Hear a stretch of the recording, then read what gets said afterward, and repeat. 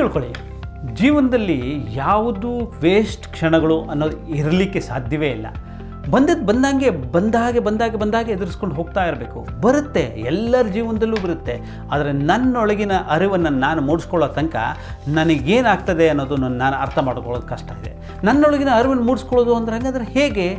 ಬಹುಶಃ ಯೂನಿವರ್ಸಿಟಿಗೆ ಹೋಗಬೇಕಾ, ತಪಸ್ಸನ್ನು ಆಚರಿಸ್ಬೇಕಾ, ಮೂಗು ಮುಚ್ಕೊಂಡು ಕೂತ್ಕೊಳ್ಬೇಕಾ, ದೇವ್ರನ್ನ ನೆನೆಬೇಕಾ, ಸಂವಾದವನ್ನು ಇದ್ಯಾವುದೂ ಮಾಡಬೇಕಾದ ಅಗತ್ಯ ಇಲ್ಲ.